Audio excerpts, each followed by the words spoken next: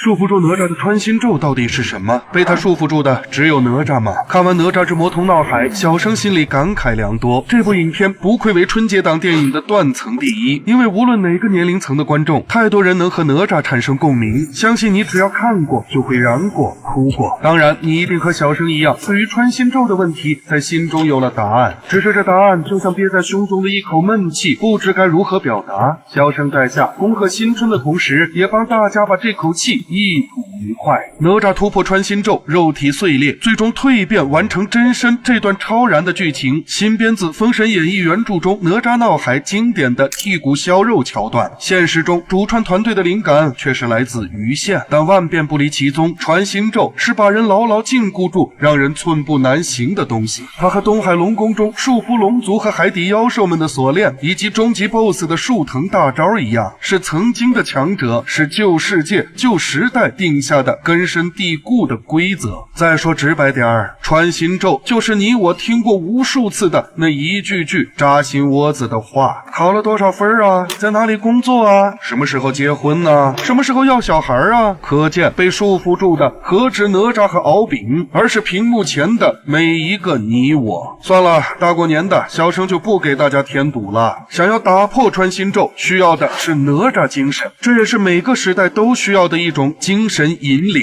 那么哪吒精神是什么？不可否认的是，电影中当哪吒第一次要见自己的两个兄长金吒和木吒之前，也会因为自己的外表和状态而焦虑。厂长，你说我这形象会不会给人的印象好啊？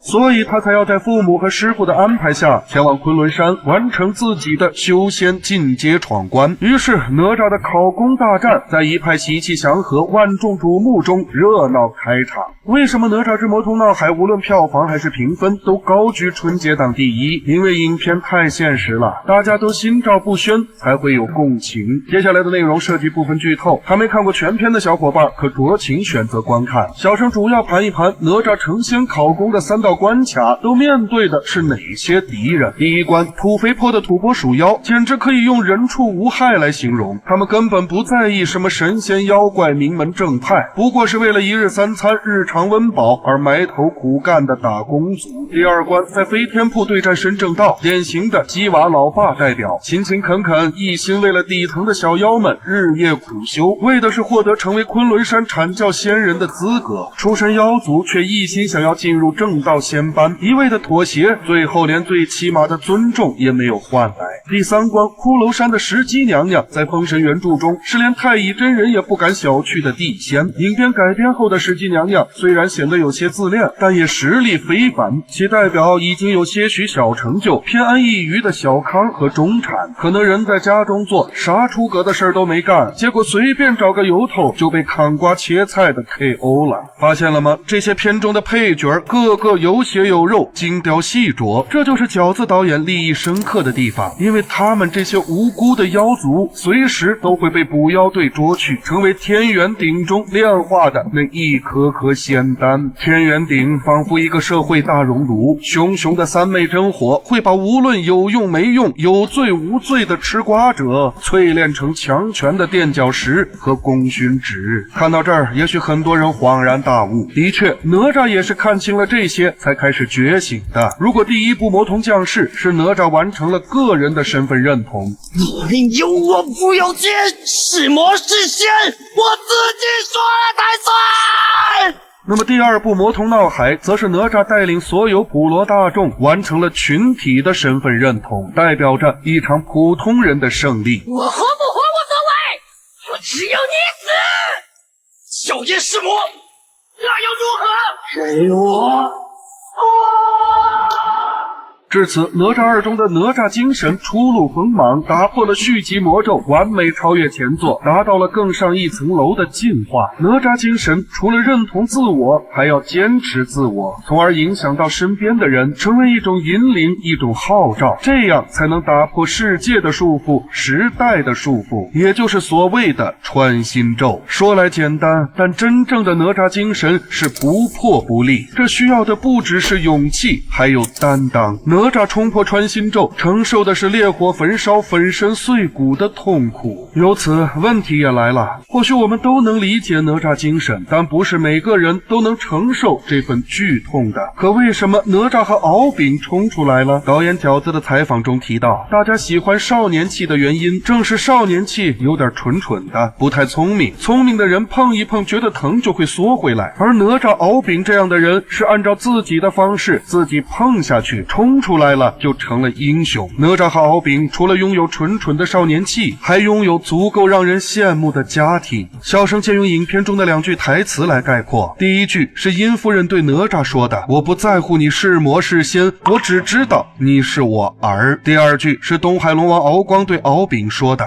父辈的经验毕竟是过往，未必全对，你的路还需你去闯。”如果你在听见这2句台词时内心被触动了，就说明你和小生一样羡慕他们。第一部中李靖愿替哪吒遭受天劫，第2部里殷夫人无条件的信任理解哪吒，这是最无私的父爱和母爱。东海龙王敖光从第1部把龙族使命都压在敖丙一人身上，到第2部放手让敖丙去闯，这又何尝不是一种父权的让步？饺子导演用奇幻故事做皮儿，拿魔王和灵珠当馅儿，包出了这盘过年饺子，但其真正的用意则是亲情这点醋。共鸣也正是基于此，父母开明被温柔以待的人可以从哪吒一家找到共鸣，被一路鸡娃施以众望的人可以从申公豹一家找到共鸣，经历过家庭压力渴望父母能理解自己的人则能从敖丙一家找到共鸣。父，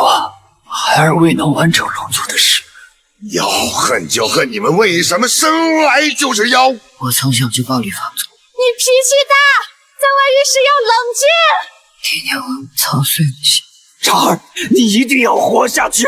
再看申公豹的弟弟申小豹，小生特别提示，在电影院观影时，请仔细看一下申小豹化为人形时的形象设计，他的发型和表情与哪吒有着太多关联之处。小生只有在以后的全篇解说中再和大家细聊了。只提一句，为什么同样单纯向善，同样敢于反抗，同样拥有哪吒精神的申小豹，最终却成为了牺牲品？或许申小豹才是离现实最近的那个角色，殊途同归，生生不息。观影过后的小生还是忍不住想感慨。影片结尾，当东海龙王敖光问他的儿子，难道你还想改变这世界时，敖丙轻轻应了一声，那我想试试。当敖丙回到哪吒身边，兄弟重逢时，哪吒说，我知道你会回来，因为我们都太年轻，不知道天高地厚。因为影厅人太多，顾及面子，一整部影片都忍住没哭的小生，在这一瞬间还是忍不住泪流满面。